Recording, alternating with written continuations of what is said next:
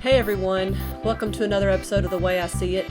This is my third interview episode with my friend Erin Jones as my guest. She and I went to school together and grew up together in Cartersville. In this episode we talk about growing up, school, religion, race, politics. So I hope you enjoy everything we share with each other, and thank you for watching. So Erin, tell everybody how we met, if you can remember. Oh my gosh. Rec ball. Right. Because I remember when you came to Cartersville, you came to Cartersville after I did, and I was like, because I already knew you, but it wasn't from school because we hadn't previously gone to school together. We had been doing, like you say, I guess basketball at the Aubrey Street Gym or something. Yeah, I think we played together. I still have a picture. We played together in the county. You had a little bob in glasses. And I think I was 9 when I first started playing basketball, and I think it was my first season that we played together. Yeah, I did that basketball camp just 1 or 2 years, like around that age, 3rd grade, 4th grade. Mm-hmm.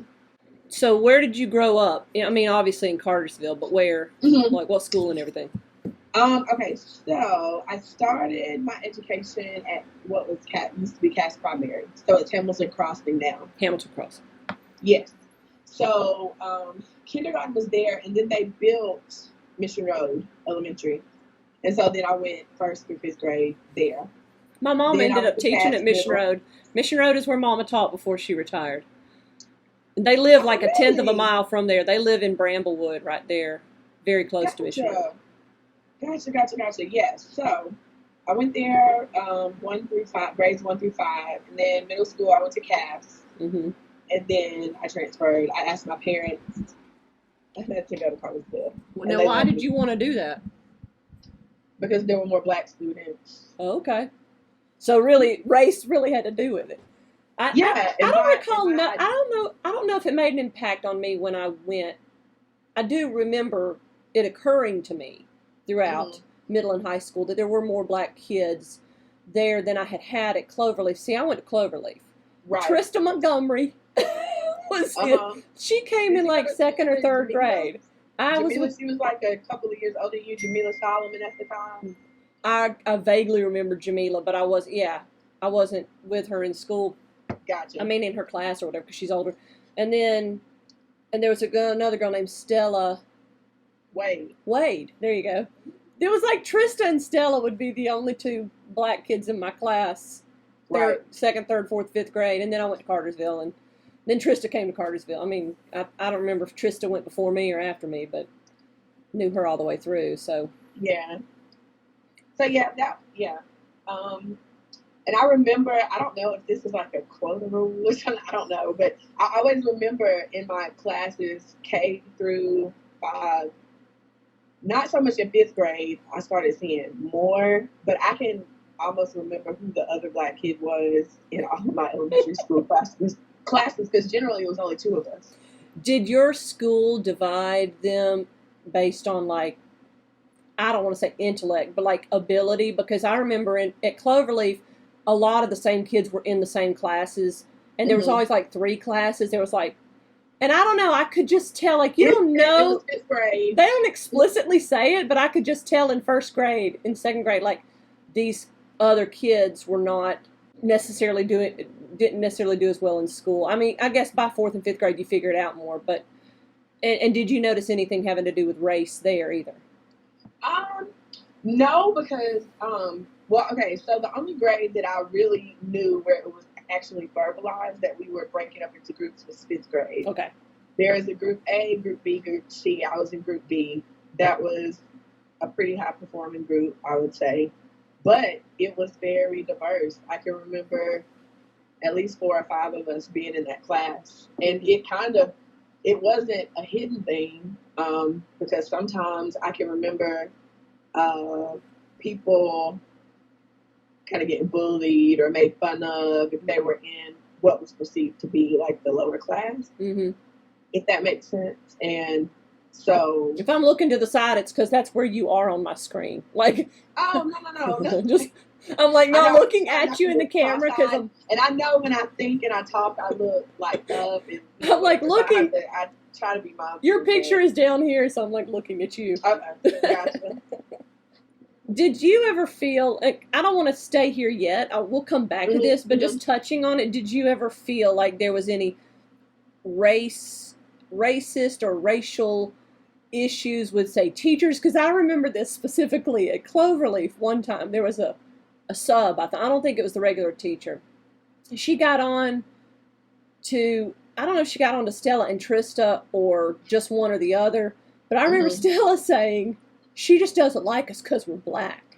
And I remember thinking, I don't know if it's just because it just didn't occur to me or if she was really crazy. Like, I remember thinking, that's not true. Right. Did you ever feel that kind of thing? That Stella's biracial. Yeah. That's a very, I mean, at that point in time, I mean, I would say. Yeah, it was very rare. Like, and I wouldn't even say a hypersensitivity, just a sensitivity to things like that. I mean, she grew up in Germany from what I've heard, like it's a lot more open there, you know. But I don't know. But I'm sure, you know, that played a part. And I was just sharing with some people today after church because we were talking about different events, and I remember thinking that my elementary school experience was an anomaly in that I didn't have my first white teacher until I was in 5th grade in Northwest Georgia. Yeah, in rural Bartow County. And my principal was black. Yeah. Shout out to Mr. Lowe.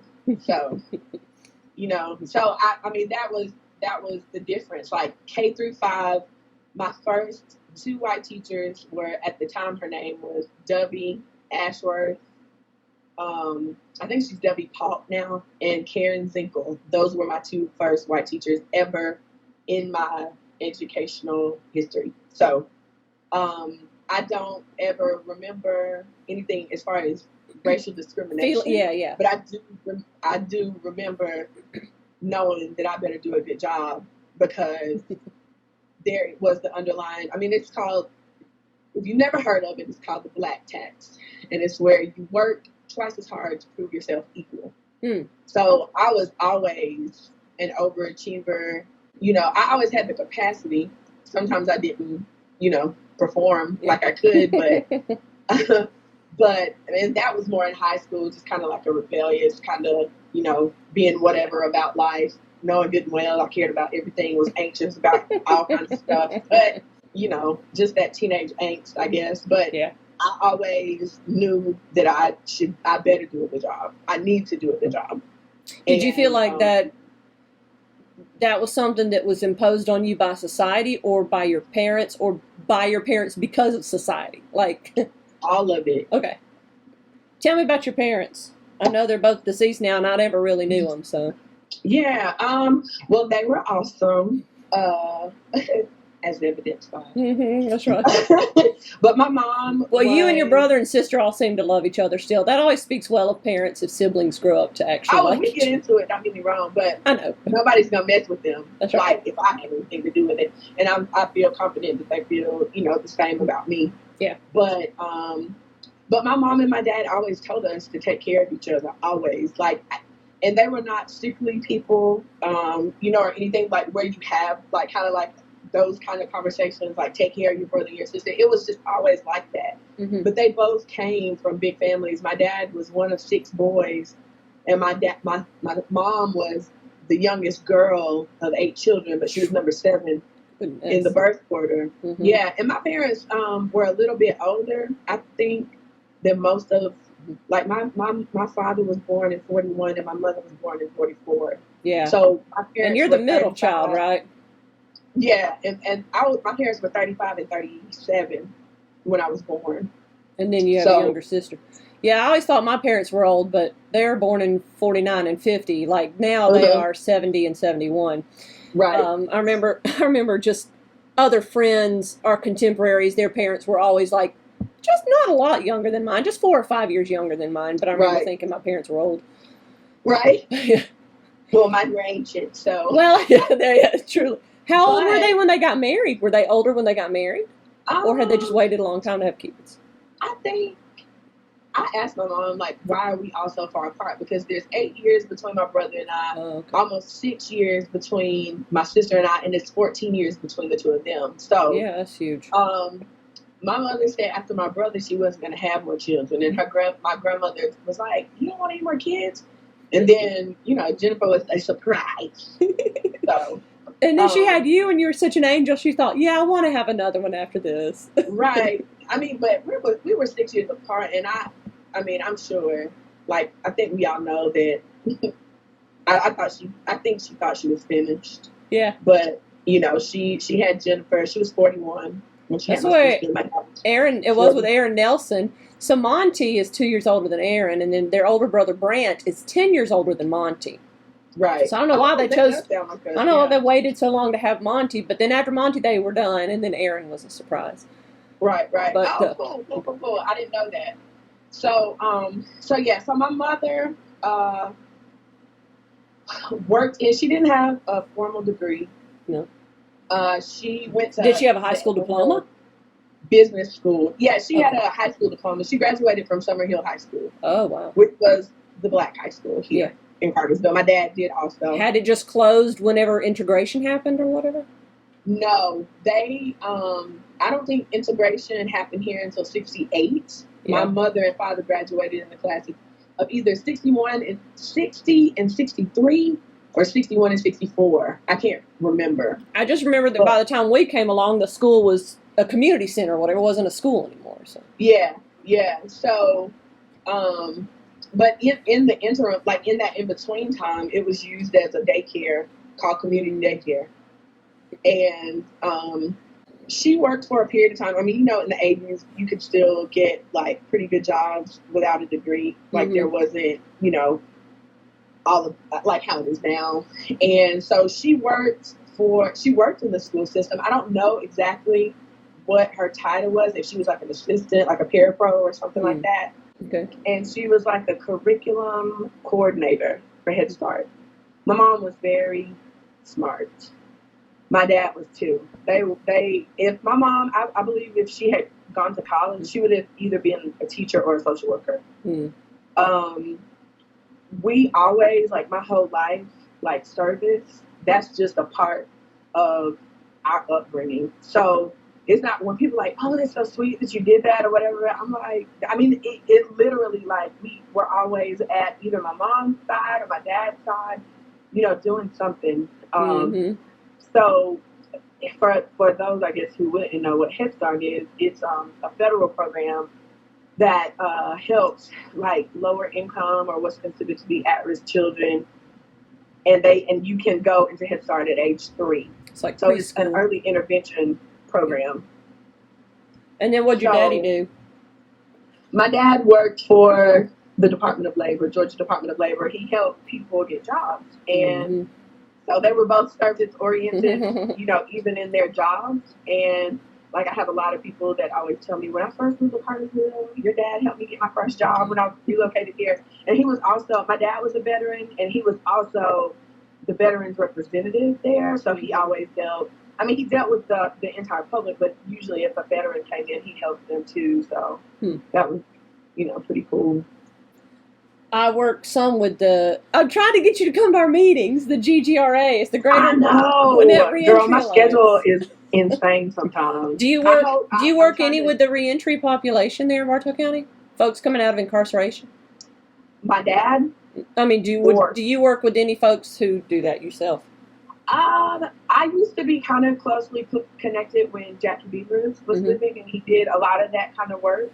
Yeah. I don't know who does that now. I know of some housing programs that we used to have, like the Hoke House with Donald Strickland. He used to run that, and I don't know if that's still in existence because I don't work in Cartersville anymore. I live here, but like the area that I cover is like Douglasville, Lithia Springs, Billerica, southwest of Cartersville.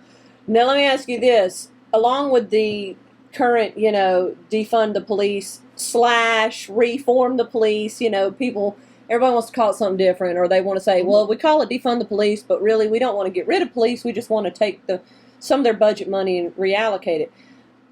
One of the things I have thought about is the fact that there used to be more, correct me if I'm wrong, you probably know more about this than I do, like state-funded mental health facilities. Like, the joke about Milledgeville being like, Right. the crazy It's people went to closed. Milledgeville. Yeah. So would that be a viable, what is your opinion of all that? Like, should that kind of stuff, because what I see is that a lot of homeless people with mental health issues are getting arrested and put in jail, and now like the Gwinnett County Jail has to have a mental health ward, like a pod of cells for just the mental health people.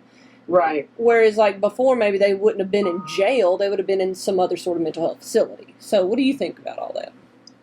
I think it's a great idea what they're proposing to do. I think everybody can relate, or at least most people would agree. I would hope that our society is very reactive. We are rarely into prevention, early intervention. That's why Head Start is such a great program, because Head Start teaches those kids everything. It teaches them, like, if you're impoverished or like you don't have, it teaches everything. It teaches like social skills. It teaches how to brush your teeth. Like they have a dentist. They have counselors. They have just access to a lot of different resources. And I'm thinking, low income people aren't the only people, who need like that holistic approach.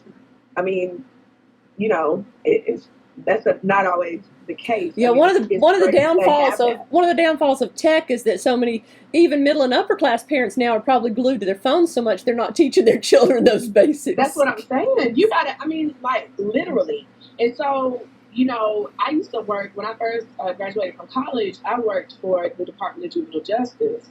And a lot of what we saw was mental health. We did see, children who were delinquent in terms of, status offenses versus, juvenile offenses. They're not crimes when you're a minor. That is semantics, but it's not considered that. Yeah. And like a lot of times what they needed was those outdoor wilderness programs and different things like that. But the issue lies in, that one kid gets in trouble, but we don't ever treat the environment that produced the kid. Mm-hmm. So they go to a placement or something, and they do great. They have structure. You think we've saved them. They're gonna be great. Yeah, and then they go home and they violate their probation like in 2 days because they go back to that same environment, and we don't ever treat that environment. And then you'll have the people that say, well, that's not my responsibility.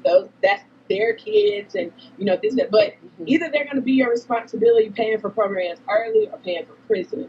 So it's that those are the kind of decisions that you have to make, and you have to have an administration who sees the importance of maintaining mental health. And you got to think too, like we're the only country in the world that has a for-profit prison system. Yeah. So there's an incentive. Like I don't get that. I've heard positives and negatives on that. Like I've heard that if it's for profit, obviously, like you say, there's an incentive to keep the prison full or whatever, but then like libertarians will promote that kind of stuff as if to say it's always handled better by private citizens or companies than by the government because of, I don't know. I'm against for-profit prisons. I can't imagine the conditions in a prison being the most favorable or the best. Yeah. So when you're talking about these reentry programs and you're talking about all of the things that we could potentially do on the front end, community policing. Okay, let me even back up even further. First of all, in my opinion, in the United States, we are so married to tradition that we will watch a society fail, essentially, before we look and say, why don't we do that? We don't take cues from anybody else. We can look at another model, see that it's working. Because we're America. We will not. We're better. Yeah, we won't adopt it because we're just convinced that it's just like we don't know that things move. Okay, most Black people are Democrats, most. But the Democratic Party Democrats own slaves. The Republican Party used to be very different, more like liberal beliefs. Mm-hmm. And I don't know when that shift kind of happened. Some stuff, I mean, people who know more about it than you and me have talked about it being in the late 60s with Lyndon B. Johnson introducing Great Society, but then other black conservatives who are against the Democrats say that ruined everything for the black people, because although some of it was definitely good as far as opening up more educational opportunities, they were just like, I don't know, I hate to say plantation because I love Keira Davis and she's like, black conservatives have moved beyond talking about the Democrat plantation like that. Even that language is she's like, we're past that. She hates that Candace Owens keep bringing up leaving the plantation because she's like, black conservatives already said that 10 years ago, and we've already left the term leaving the plantation. But like Vernon Jones, who's now, I guess you know who he is, a Democrat. He's technically a Democrat, state house guy from DeKalb County, but he endorsed Trump and then just got treated like horse patootie because of it. And I think he's still technically a Democrat, but he's gone like full Trump train, but he's used that language like leaving the plantation, the Democrat plantation. So they'll point to like the late 60s and say that's when they re-enslaved us or hooked us back in or whatever. But I don't know everything that was happening in the Republic. All I know is, here's what I think. Racist white Democrats at that time left the Democrat Party because they didn't want all that. So they became Republicans. So then Republicans got known as the racist white party, you know. Right. So that's what I think. Yeah, and have shown that in behaviors past, like in more recent times, you know, but, you know, in all of this, what is frustrating for me is I am very much a critical thinker. I can very much hold two ideas in my head at the same time. They be opposing, and I can be at some level of peace in understanding, like, no matter the side I agree with, if I don't agree with a certain side, I can look at it and say, I can see that. Mm-hmm. But that doesn't mean I believe that. Yeah. And I think we as a nation struggle with that. I mean, it's not something that's easy to do. I remember when they started introducing that term, I think the first I heard of that was in college, of course. And I can remember once I had a sociology of religion class. Now, Rachel, all I was trying to do was get finished with my degree. I had a little girl. I got to get a job. I got to get out of my parents' house. Like, you know what I'm saying? Like, I'm tired. And so I was just looking for electives that would meet my elective requirements. So I'm like, oh, psychology, sociology, take a title, whatever. So I'll take this class, and it is full of every kind of person with every kind of belief that you could ever imagine. Mm-hmm. So we've got agnostics, we've got atheists, we've got deists, we've got the polytheists, we've got the people who believe. Some of the stuff I don't even know what it was called. And I left that class every day with either a headache or a stomach ache because a lot of what they were saying was plausible. You know what I'm saying? Like, I'm listening, I'm like, oh my God, was Vacation Bible School a wreck or a mess? What happened? You know, and all of this back and forth that I was doing, you know, internally, I didn't know I was making myself grow and stretching my brain and, you know, all of these good things that were beneficial. I was like, I don't know why I took this class. It's going to be the longest 20 weeks of my life. And in the end, I ended up really loving the class because it was interesting to me to hear about other people. I didn't feel compelled to disciple anybody or anything like that. Yeah. I just was there for the learning experience. And I met some really great people who don't believe like I believe. Yeah. And I think when you don't have exercises like that in life, I think your experiences in life is not as rich. Yeah. That's just, you know, how I feel about it. But I wonder, too, about how we were raised. I mean, obviously, you and I were both raised Christian, but I was raised in the white church, except for, like, the one black guy, Byron Johnson, who was there. He actually left because he wanted to find a wife, and I think he didn't want to marry a white girl. Okay. And then I guess you were raised in the black church, or predominantly black church.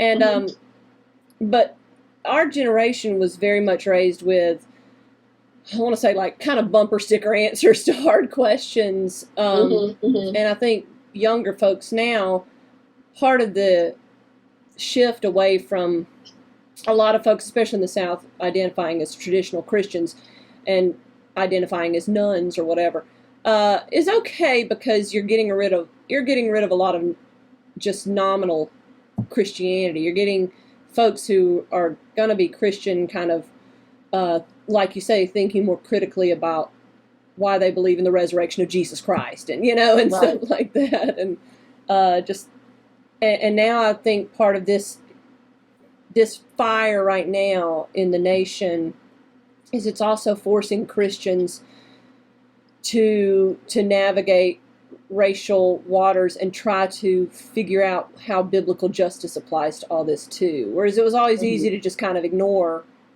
racism, because if you're a Christian of any race, you can find a church that fits your race and still be a Christian, And so we could just kind of pretend like racism wasn't an issue. But I think... And that's where that colorblindness stuff comes in that I don't like.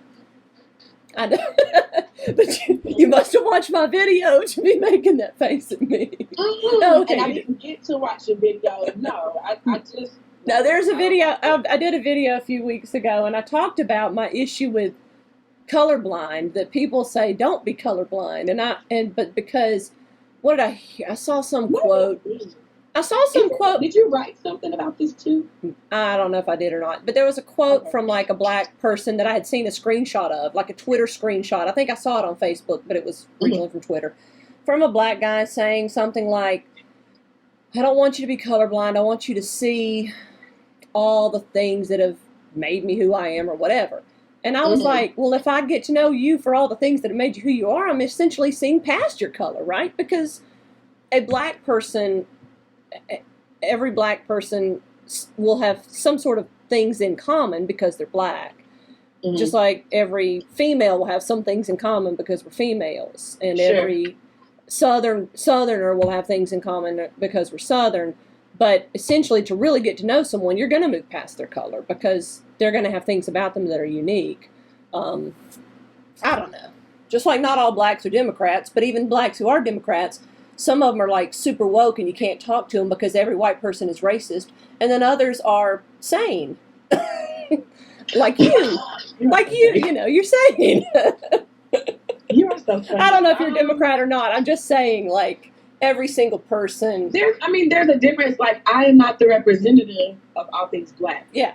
Because my experience. Well, dadgummit, I'm ending this interview right now. Why are we even talking? Who grew up in Compton, California, our experience is different. But I would say that there's something very communal and connected about black people. I think you're right, and you've mentioned it to me before because of like the history of slavery and stuff like that. There's like a common battle that has had to be fought that I've never had to fight in common with white people in Brooklyn, New York, or something. Right.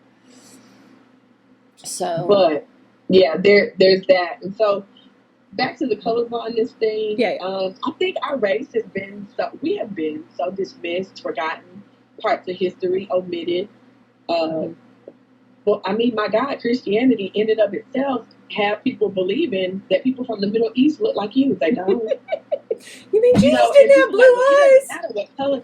It doesn't matter what color he is. Yeah. And in the grand scheme of things, like you were saying, well, if I get to know you, I'm going to get past your color, and it doesn't, I guess, matter in the grand scheme of things whether or not he was black or a person of color. Yeah. But it matters to a person who has been denigrated, told that they were nothing. We don't. If we knew we could be Jesus, like a king, like royalty, like that. That's why there's a new hashtag that's going around talking about representation matters. So seeing images of yourself in a positive light, or being so forgotten that they paint white people to play black people instead of actually getting black people to play it. Yeah. Like when you say that stuff out loud, I hope that when people say this stuff out loud, or when they hear this stuff that we're speaking about, this information that we're sharing, I hope they see how asinine it is. I hope you see how condescending it is to say, I don't see your color. Well, you ain't never. Yeah. So, you know what I'm saying? Like, that's like kind of like the attitude. Because why do you have to separate my blackness from my humanity? Like, I see that you're white. If you describe, I want you to go to Starbucks, and you tell your daughter, I want you to go inside, and I want you to find Erin. And you tell her she's really nice. She has long hair. And she can sing. I ain't going to be singing in Starbucks or whatever. But, I mean, I'm just saying, like, I think I appreciate the sentiment behind it, saying that I see your heart and I see you for who you are. But you don't have to ignore that. And we largely, as a part of the society, have contributed so much that, you know, it's insulting. So you would want me to say, she'll be over there in the corner, she's a black woman. Do what now? You would? Exactly. I You mean, would? Okay. What else you going to tell them? Here's the thing. You This is literally, as a white person, we hear this the opposite message. We hear, if you point across the store and say, the clothes, I want that shirt hanging over there. It's next to that black man standing there. That's offensive to point and say that black man. And I'm like, wait a second. Okay, if there was 3 or 4 black men, I would say, I think the reason that man in the red shirt, right? But if there was like 2 white men and a black man, I would say the black man, because right, the clothes are next to the one who stands, the man who's different for uniquely different because his skin is different. I don't think that's racist. But I think even subconsciously, because our culture has made black so bad, like to say the black woman, oh, why she got to be black? Because she is. She's black. You know, like that's not, I mean, you know, I think some people that get super sensitive, like you said, super woke, and like there's no reasoning. And even when people deal in the extremes, like I just cannot on either side, because I mean, because I'm going to talk to you, and I want you to talk to me, and I want us to talk like about real life. And you know, there's a group of black people that are saying, you know, they out of here. They're going to get their passports or get their visas or get whatever, and they're going to leave. They're going to go to Africa or Canada. I mean, there are countries that are kind of, I'm not saying that they're or Europe, you mean, asylum or anything like that, but like a return home and all of that. Like, that's the plan of like several people that I know, and it's not there, just other places other than the United States. A place maybe where civil rights doesn't have such a pall over the history of the country. Right. And because, I mean, our whole history is predicated on that. Our entry into this country. So when, and I mean, I'm sure because you probably have a diverse group, a diverse friends list. I got every kind of person you can imagine. I keep my friends list. I keep my friends list diverse. It educates me on so many different perspectives, and it helps me to be more gracious and to understand that the world is so much bigger, you know, than my world. Yeah. And so, you know, like my daughter attends Hampton University, which is the number 4. Is she, how old is she now? 21. Is she about to be a senior? She is. I feel like she just went there. I know. That's what everybody keeps saying. And now that I've experienced parenting a high schooler and parenting someone in high school flies, but college is like you blink your eye and like they're a senior. Because it's like I can remember packing her stuff up to go, and it does not seem like, you know, that was in 2017 and it's 2020. It doesn't seem like it's been that long. So it's crazy. But yeah, so she is at Hampton University, which is a historically black college and university. It is the number 4 HBCU in the nation. It is a part of what is called the Black Ivy League. When she finished a class, or I don't know if she had taken a test or written I don't know what it was, but she called me, and she was, you know, like, her personality is very similar to mine, so we make jokes a lot. And she said, she said, Mama, my whole life's been a lie. And I was like, what?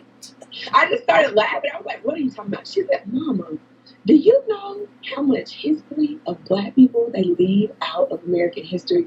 She was like, I am disgusted. She said, I really do feel like I've been lied to and just deceived my whole life.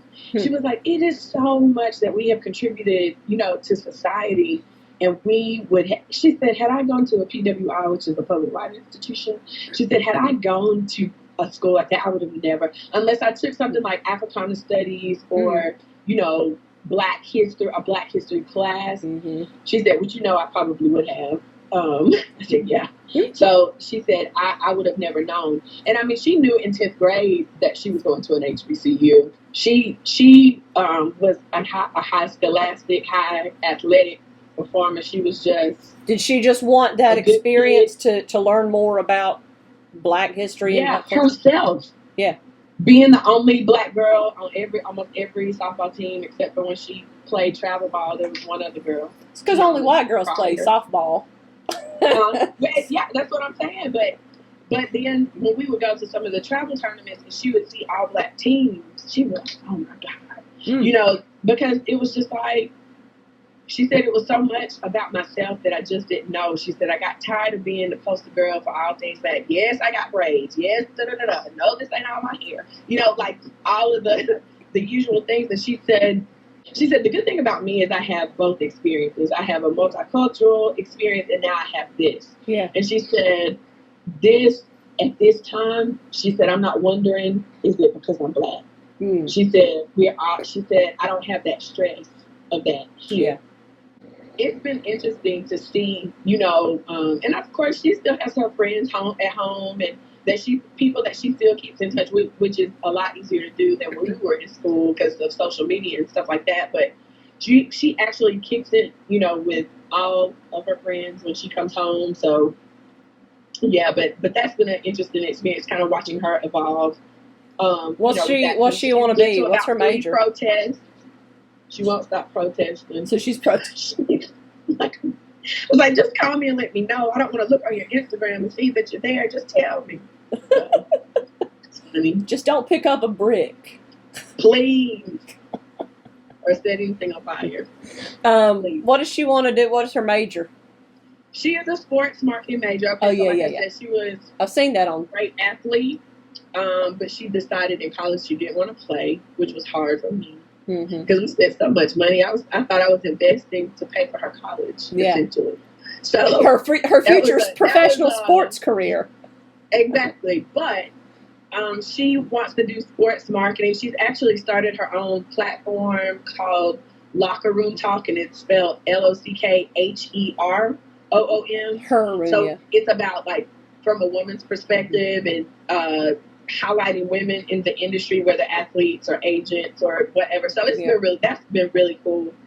And, I've seen you post about it. I had just forgotten the name of it. So she's doing that, and she wants to go to law school. So she'll actually be coming back to Georgia to do that because I'm not paying. So she is. So she was like, I better come back to Georgia. I said, I guess you better. I'm done. As I've joked, I say my new favorite person is Kira Davis. She's this Black, well, half Black, but you know, like she says, if you're half Black, you're Black because you're not white. She's a Black conservative, but she said in the George Floyd episode of her podcast a week or so ago, which you should listen to. She's just very entertaining to listen to. I think I've sent you the link, but yes. She said America's not ready to have real honest conversations about race because, well, one of the things she said, and of course if I complain about this, it's just like, well, white people are just whining. We don't need white people to whine. She said a lot of racial reconciliation forums end up with just being the white people just sit there and listen to all the problems the Black people have with the white people and how they need to change. And then it's like, if we can make all these changes, then we can reconcile. And she said in a conversation there has to be a give and take. Anyway, she said, I don't think America's really ready for really honest conversations on race because people don't want to hear uncomfortable things. But I feel like you're a safe person for that. Like, this may not really get uncomfortable, but like you were saying earlier, you want to have real conversations. And maybe we can do a multi-part. Yeah, I would definitely be open to that. And I think she's right. I am gonna I have to go to Douglasville tomorrow, so I have plenty of time. I have an hour, you know, that I'll make sure I listen to it so I can, you know, just text you and follow up and say, oh, this is what I thought about this, that, or the third. But I absolutely agree with that. And as a therapist, I think that's the hardest part. That's why people don't want to go to therapy because you don't want to really have an honest conversation about your trauma. About like your responsibility in your, even though like if you were say, molested as a child, and Mm-hmm.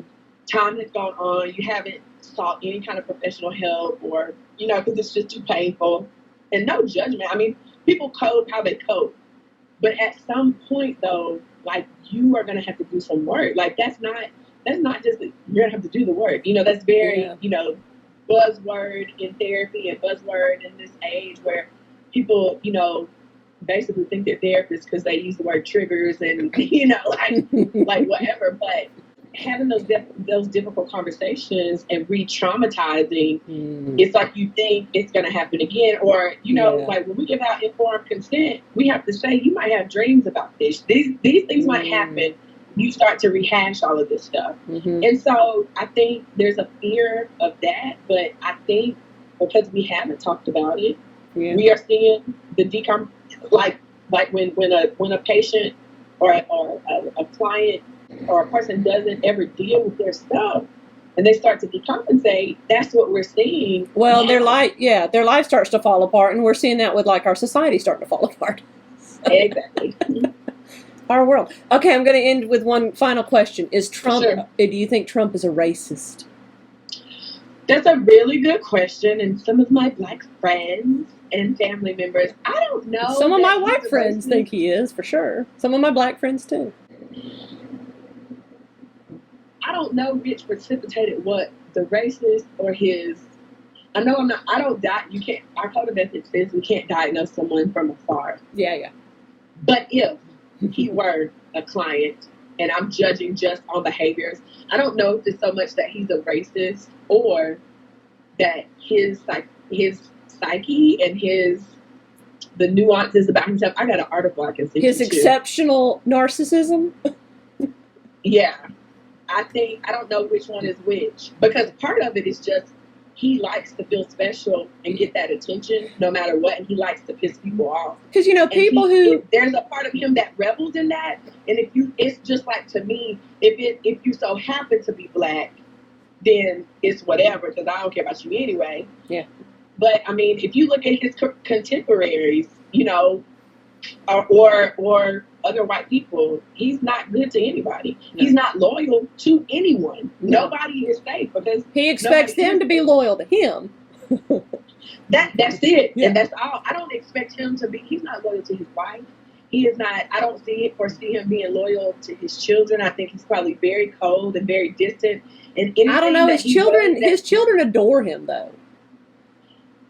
They literally. I don't know about the one. But better people stay with their abusers too. And a lot of times, is it adoration, or I've been manipulated to a point to where I'm never gonna leave or be disloyal to you. And because of what society says I should be and how I should feel about my father, then I'm gonna say that I feel it. I think, me personally, first of all, I can't diagnose from afar, and second of all, I'm not even a therapist. So I'm one notch below you here. But I think, first of all, I think he is very bombastic. And there's people who are, Black conservatives who are his fans will say, well, look, he secured out the HBCU funding, for like the next 10 years, whereas even under Obama, they had to come back every year and ask for it. Or he's done this criminal justice reform, which is helping benefit, Black men or whatever. He's created these opportunity zones. And so there's that I've heard. And then there's people who've said that in private, he's not like he is in public. That in private, he doesn't have to be the center of attention. He doesn't have to be the loudest voice in the room. He will make eye contact and really listen to what you have to say, and then make a decision or whatever. So part of me thinks he's just, like you say, he just enjoys the fight so much, at least on the public platform level. And I don't know what's up with the media. I don't know why. I feel like they don't have to love him, but they never even give him a fair shake, unless it's Fox News. I don't think he gives the media a fair shake. Yeah. I think in particular, like the people that he has targeted in the media, like they just so happen to be minorities, whether in color or gender. A lot of the people, he does not like to be questioned. And then when he cannot when he can't provide the answer that he thinks, he just BS's, or perceives in his mind that you're beating him, mm-hmm. then, you know, he's either going to take to Twitter, or he's going to, you know, forbid you or put something in place just because he can. He, you know, I take the kid that takes the ball when you're playing the game and you start to beat him and he takes the ball. I'm going home. Like, that's how. That's Trump, yeah, most definitely. He's, as if his answer is, but it's great, I promise, it's great. And then you question him, he's like, you know what, you're stupid, nobody likes you. Exactly. So it's hard. I mean, I'm concerned about our nation as a result of, because a narcissist, despite how arrogant they seem, have a very fragile sense of self. Yeah. So anything that comes at them, like I can see him nuking somebody because he's pissed on a Tuesday. I don't know. If I would have thought he would have done it by now if he was going to do that. I don't know. And I mean, and to your point about him just like kind of performing, like, you know, like he's one way or whatever. I mean, that's not completely far-fetched considering how aligned he was with, you know, Democrats in the past in more liberal, you know, situations. But it is very disheartening to know, and, you know, we don't know how involved he was with, who's the guy in Florida with the sex ring that ended up. Epstein? Yeah, you know that like some kind of way they were implicating like that he was friends with Trump and Trump was going to some of these parties. I don't recall, but I'm not surprised. Well, yeah. And so, I mean, in those circles, the deviance that's in those circles of people that have that exorbitant amount of money. Yeah. And how, you know, rules don't apply. Yeah. Kind of thing. I think of the movie Wolf. I think of the movie Wolf of Wall Street. Have you ever seen that movie? Leonardo DiCaprio. It seems like I have, but when was that made? It's old? No, it's like less than 10 years old. Okay. It's like 5 years old. The Wolf of Wall Street. Anyway, it makes me think of a Trump type character. Except Trump was always this guy becomes rich, but Trump was always rich. Yeah. But like just sex, drugs, and making a lot of money. And then it goes back to what you said earlier. You know, these families. Well, I don't think you were we always assume that negligence and, you know, all that kind of stuff just happens with poor people. But the money. Mm-hmm. You know, how many of those kids get because there's that no rules mentality, are exposed to heroin or whatever the drug du jour or sex or whatever at really early ages, and then how they fare, you know, later on in life. I'll say for his children, I mean, as far as Melania and they have, they kept their noses pretty clean. You know, I guess there is something to be said about that. I don't know if they have. I think this helped because they had, like, his 3 children from his first marriage were, once they got divorced, because he did cheat on her with his second wife, with whom he had a daughter, and now he's married to Melania, with who he has a son. But the first 3 children, the big ones, Donald Jr. and Eric and Ivanka, they, when they got divorced, I think spent most of their time with their mom. I know Donald Jr. has mentioned before, like, going hunting with his mom's father, his grandfather. Like, having another father figure in his life other than just his dad. Someone who, like, got him out in the wild and they were shooting guns. And, you know, that's a whole different Yeah, exactly. lifestyle. Exactly. I see what you're saying. Uh-huh. So, like, they had other positive influences during their growing up years. Right. Which, I mean, has a lot to, that's, as far as we're speaking as foundation, like, that's important. And then, like I was saying earlier, you know, his children, you know, adore him. Mm-hmm. Could be, but he has made sure they've grown up with a lot of money. He has made sure they've grown up with a lot of money. So. Well, yeah, and I guess if that's how he shows love, you know, that's love. But like, whatever he does for them is for the reaction and the reflection that it will be on him, because they're his, not because I just love them. You know what I'm saying? Yeah. Like, I just don't see that in him. I don't see that kind of depth. I don't see that kind of intellect. I don't know how he got And I'm saying if I agreed with his politics, I don't see other than money and being able to kind of manipulate. Well, that's just like the guy. What was his name again? Epstein. Oh, Jeffrey Epstein. He had no college degree and was a trader at one of the big. The gift of gab is a gift. It can get you into all sorts of places. Yeah. And so when I hear him speak, I know that there's not a tremendous amount of depth. Yeah. Or studying. You know, like I don't know how he's done it. I mean, I really don't. And I you know, I don't want people to see this. I don't know. I think like, I knew she hated Trump. No, I think it's just I think he must have a good way decision making ability. Like he can see two choices. He doesn't waver. He says this is the one I'm going to do, and he does it. And he's obviously failed many times, but like you say, he thinks so much of himself that he'll just keep going, and eventually he's succeeded. You know, if you keep shooting like we used to tell Madison in basketball, keep shooting, it'll fall. You'll score some goals. What an approach to run a country, but who are we? Just two high school friends talking trash. We got to run for office now. So I've said to Meta and I will be talking. I'm like, if we could just be in control, we could solve all the problems of the world. I mean, thank you for talking to me. Thank you for being interested to talk to me. I'm going to go and cook me some Brussels sprouts now. All right. If you think of anything else that you think would be good material for future interviews, you let me know and we'll work on it. You don't have to think of it right now. I'll text you. If something comes up, and you're like, ooh. I mean, text it. You're like, text it. Yeah, I will. Let me just quickly say, everyone, I got to point that way, Erin, for being on. Yes, thank you for having me. I really do appreciate it. I enjoyed it.